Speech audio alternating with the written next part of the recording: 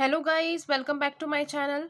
आज मैं आपको जो है नेक्स्ट टॉपिक स्टार्ट कराने जा रही हूँ। बीएड सेकेंड ईयर का हम लोग सिलेबस कर रहे हैं। यूनिट फर्स्ट में बाकी जितने भी टॉपिक्स हैं वो हमने क्लियर कर लिए हैं। अगर आपने वो वीडियो नहीं देखे हैं तो जाके देख सकते हैं। मैं आपको प्लेलिस्ट के लिंक जो है डिस्क्रिप्शन बॉक्स में दे दूंगी। ठीक है। आज जो हम टॉपिक करने जा रहे हैं वो हमारा टॉपिक है contribution of teachers in assimilation and dissemination of information and knowledge. ठीक है। ये वाला जो टॉपिक है इसमें किस तरह से आपको आंसर लिखना है, क्या करना है, प्रॉपरली मैं बताऊंगी। लॉन्ग ऐसे टाइप में क्वेश्चन जो है पूछा जाता है, तो आप इसको किस तरह से जो है आप लिखेंगे, किस तरह से इसको जो है आप कौन कौन से ऐसे जो पॉइंट्स हैं उनको ध्यान रखेंगे। ठीक है।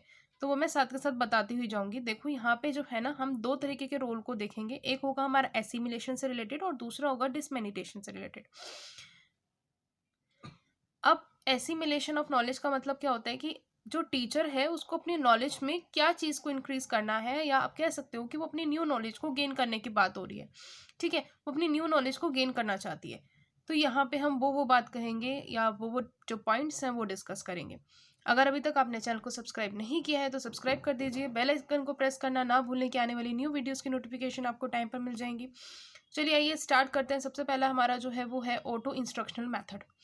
ऑटो इंस्ट्रक्शनल मेथड में क्या होता है कि यहाँ पर आपको एक प्रोफेशनल लिटरेचर की रीडिंग करनी होती है एक तरीके से। ठीक है। अब यहाँ पे टीचर जो है वो क्या कर सकती है, बहुत सारी ऐसी एक्टिविटीज़ कर सकती है, बहुत सारी ऐसी बुक्स पढ़ सकती है जिनसे उनकी जो है जो नॉलेज है वो इंक्रीज़ हो और नॉलेज उनको मिल सके। एसिमुलेट का मतलब होता है कि आपको न्यू नॉलेज मिल रही हो। ठीक है। अब यहाँ पे टीचर जो है सेल्फ डायरेक्टेड एक्टिविटीज़ का यूज़ कर सकती है, जहाँ पे वो खुद से अपने काम को कर सकती है। जैसे बुक्स रीड कर सकती हैं, आर्टिकल्स रीड कर सकती हैं एजुकेशन से रिलेटेड, या फिर जो एजुकेशन जर्नल्स होते हैं उनको जो है वो रीड कर सकती हैं। लिटरेचर होती है, बहुत सारी ऐसी स्टडीज़ हैं उनको वो जो है पढ़ सकती हैं। ठीक है। तो यहाँ पे जो इंस्ट्रक्शन मटेरियल जो है वो सारा सारा फैशन से रिलेटेड जो है वो पढ़ना चाहती हैं तो पढ़ सकती हैं। एनसीईआरटी ने भी जो है बहुत सारी ऐसी फ्यू बुक्स निकाली हुई हैं जो कि टीचर के लिए या फिर बहुत हेल्पफुल भी रहती हैं, और टीचर के लिए पैकेजेस भी निकाले हुए हैं एनसीईआरटी ने, जो कि टीचर्स उसको बाय करके भी जो है घर बैठे पढ़ सकती हैं, खुद से सेल्फ स्टडी कर सकती है। फिर नेक्स्ट है workshop, professional meeting, seminars, conferences and other programme. इसमें क्या होता है कि अनदर इफेक्टिव मोड होता है ट्रेनिंग का, जो ट्रेनिंग है टीचर की उसके अंदर ही। अब यहाँ पे क्या करती है टीचर जो है, पार्टिसिपेट करती हैं, एक साथ मिलते हैं और बहुत सारे एक्सपर्ट्स जो होते हैं वो आए हुए होते हैं। उन एक्सपर्ट्स से वो थ्योरेटिकल नॉलेज के साथ साथ प्रैक्टिकल एक्सपीरियंस को भी जो है गैदर करती हैं। यहाँ पे वर्कशॉप्स अलग से टीचर के लिए लगाई जाती हैं। ठीक है। कोई भी ऐसी प्रॉब्लम्स है जो कि वो डिस्कस करना चाहती हैं तो वो इनसे डिस्कशन ग्रुप्स जो हैं उनके साथ डिस्कस कर सकती हैं। और ये जो डिस्कशन ग्रुप्स होते हैं ये टीचर्स को बहुत हेल्प करते हैं उनके कुछ प्रॉब्लम को सॉल्व करने में, या उनको कोई न्यू चीज़ें, जैसे न्यू कोई टेक्निक आई है उसको बताने में, कोई न्यू पैटर्न आया है उसको बताते हैं वो लोग। तो वो उनकी अब यहाँ पे जो है ये वर्कशॉप्स, या आप कह सकते हो प्रोफेशनल मीटिंग या सेमिनार्स कॉन्फ्रेंसेस के क्या क्या एडवांटेज हैं वो हम करते हैं आगे। इनके मेन एडवांटेज हैं कि ये जो है टीचर्स को हेल्प करते हैं उनकी टीचिंग में इम्प्रूव करने के लिए, अपॉर्चुनिटी देते हैं कि वो अपने जो डाउट है उनको क्लैरिफाई कर पाएँ। ठीक है। पैनल डिस्कशन कर पाएँ, ऑर्गेनाइजर्स के साथ वो जो भी रिसोर्सेज उनके पास अवेलेबल हैं उनसे रिलेटेड भी जो है एक एडुकेट प्रोविजन बनवा पाएँ, या आप ये कह सकते हो कि वो लोग और भी ऐसी चीज़ें बता सकते हैं, और भी रिसोर्सेज ऐसे टीचर्स को बता सकते हैं जिनसे उनकी हेल्प हो जाए। बहुत सारी ऐसी वेबसाइट्स भी हैं आजकल जो टीचर्स को नहीं पता कि किस तरह से कौन सी वेबसाइट जो है आपकी हेल्प कर सकती है पेपर बनाने में, और अनदर बहुत सारे जो वर्क्स होते हैं उनको करने के लिए, तो वो भी यहाँ पे हेल्प हो जाती है उनकी। उसके बाद प्रॉब्लम सॉल्विंग और शेयरिंग, यहाँ पे जो टीचर्स हैं अपनी प्रॉब्लम को सॉल्व करने के लिए भी आते हैं और अपनी प्रॉब्लम को शेयर करते हैं, तो उनको जो है एक्सपर्ट से बहुत सारी ऐसे जो प्रॉब्लम्स के सॉल्यूशंस हैं वो मिल जाते हैं। ठीक है। उसके बाद नेक्स्ट है हमारे पास यूनिवर्सिटी कोर्सेज। यूनिवर्सिटी कोर्सेज में क्या होता है, अब यहाँ पे बहुत सारे वाइड वैरायटी ऑफ कोर्सेज जो हैं आजकल ऑनलाइन भी अवेलेबल हैं।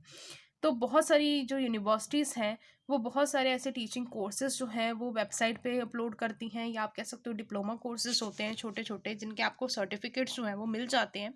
तो जो टीचर्स हैं वो क्या कर सकती हैं, इनसे इन सर्टिफिकेट्स को और लेने के लिए, अपने करियर को एडवांस करने के लिए भी ये कोर्सेज कर सकती हैं, जहाँ पे उनको जाने की ज़रूरत नहीं पड़ेगी। ओपन यूनिवर्सिटीज़ होती हैं तो आप घर बैठे भी इसको कर सकते हो। फिर नेक्स्ट है नॉन फॉर्मल एजेंसीज़ होती हैं, ये ठीक है, रेडियो टेलीविज़न पॉडकास्ट पर भी आती हैं।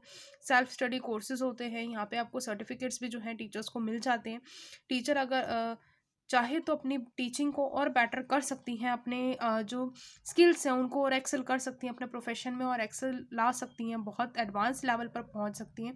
अगर वो ये छोटे छोटे जो डिप्लोमा कोर्सेज होते हैं उनको भी अगर करना चाहें तो वो घर बैठे भी कर सकती हैं। तो ये तो हो गए हमारे role of teacher in assimilation of knowledge, जहाँ पे आप न्यू नॉलेज को गेन करना चाहते हैं। दूसरा, डिसेमिनेशन ऑफ नॉलेज या इंफॉर्मेशन, जिसको हम दो नाम से, और मैं आगे बताऊंगी किस तरह से आ सकता है इसका क्वेश्चन अगर आपके पास कंट्रीब्यूशन करके आता है तो आपने यही आंसर लिखना है।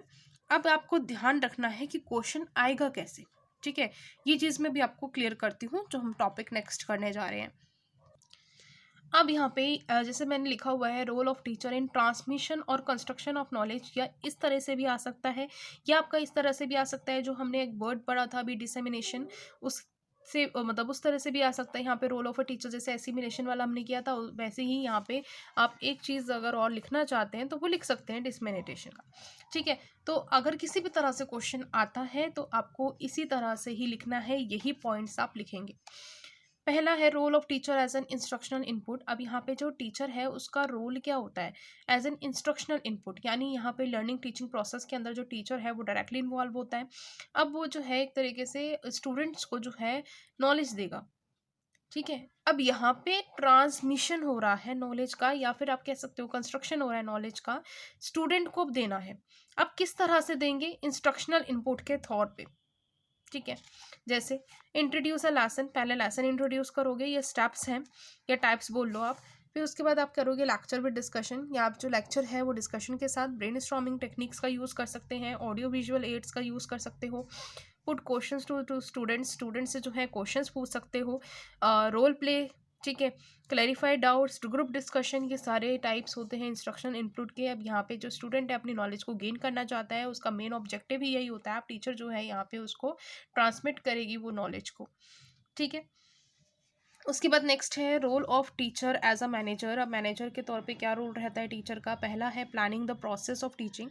अब यहाँ पे जो टीचर है ना वो अपनी टीचिंग की जो प्लानिंग है वो करेगी, ठीक है, उसके प्रोसेस को देखेगी। यहाँ पे क्या करेगी, वो करिकुलम डिज़ाइन कर सकती है, सीक्वेंस में डिज़ाइन कर सकती है, या वो टॉपिक्स को डिज़ाइन कर सकती है, किस तरह के टॉपिक पहले हमें करने चाहिए।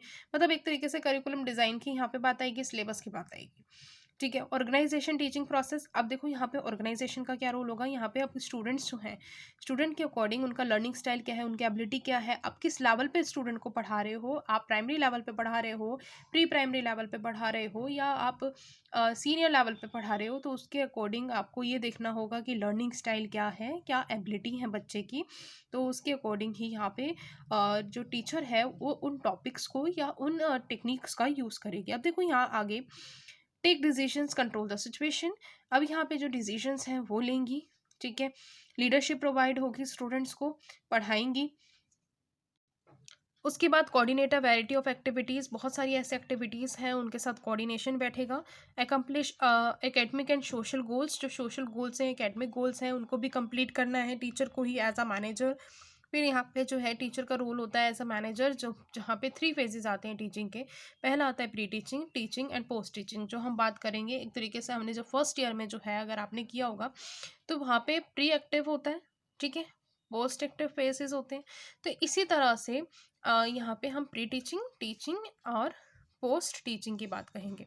अब देखो प्री टीचिंग का मतलब क्या है, जो टीचर बच्चे को या क्लास में जो है पढ़ाने से पहले क्या अपने पास प्रिपेयर करके रखेगी, वो उस प्रिपरेशन का क्या रोल होगा टीचर का, वो हम यहाँ पे डिस्कस करेंगे।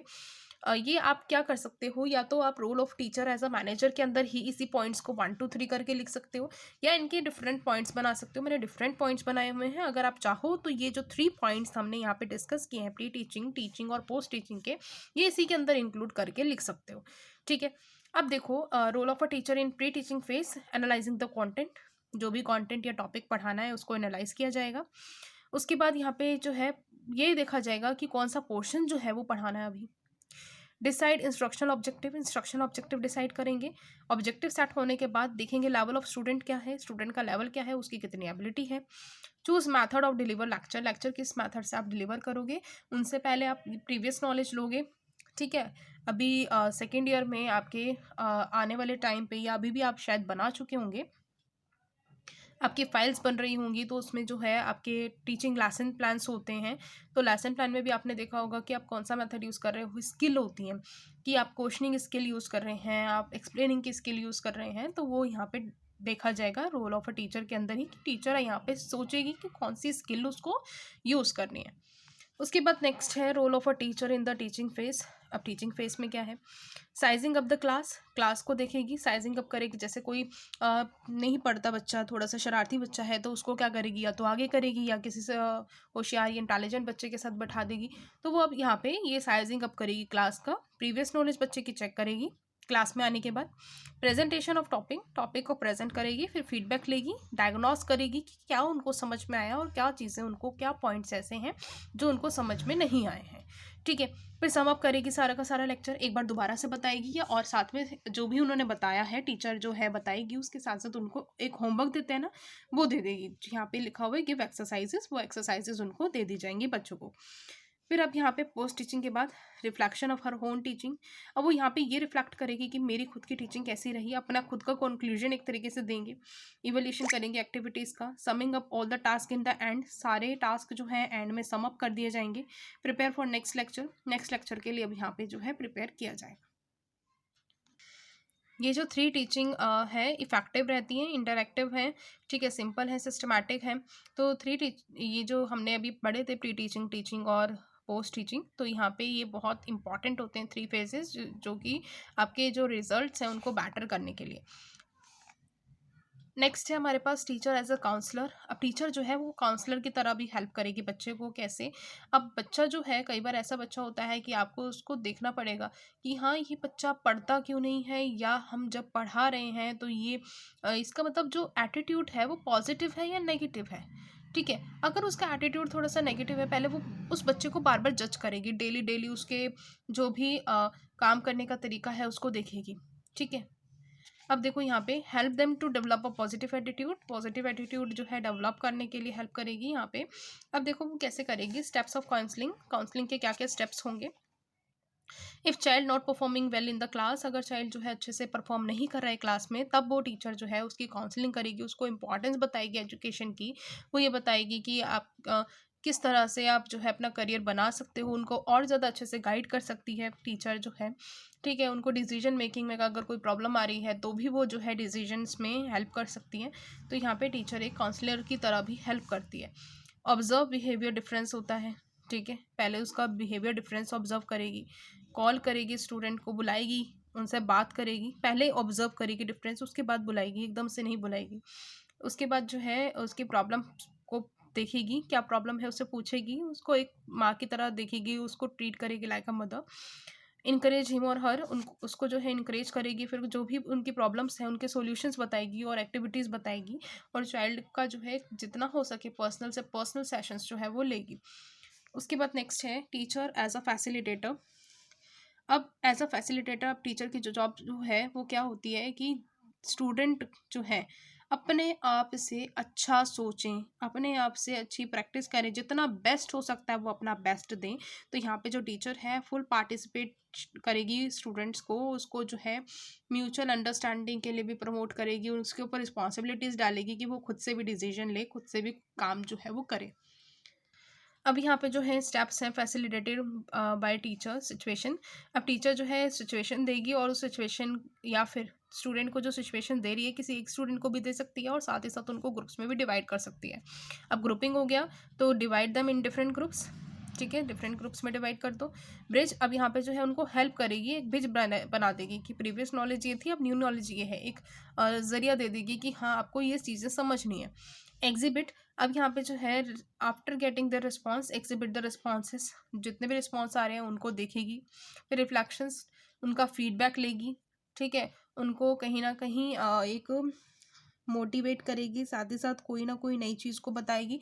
जैसे अब मान लो एक बच्चे ने कोई सी चीज़ का सॉल्यूशन निकाला, अब उसके बहुत सारे ऑल्टरनेटिव सॉल्यूशंस और भी हैं, तो वो भी जो है वो बताएगी टीचर उस बच्चे को। ठीक है, तो आज जो था यहाँ पे हमारा टॉपिक कंप्लीट हो जाता है। और ये जो टॉपिक है काफ़ी बार एग्ज़ाम में पूछा गया है, एग्ज़ाम पॉइंट ऑफ व्यू से भी बहुत ज़्यादा इंपॉर्टेंट है। अगर वीडियो पसंद आई हो तो लाइक कर दीजिए, चैनल को सब्सक्राइब करना ना भूलें कि आने वाली न्यू वीडियोज़ की नोटिफिकेशन आपको टाइम पर मिल जाएँगी। और और भी लोगों को शेयर करिए। Bye bye.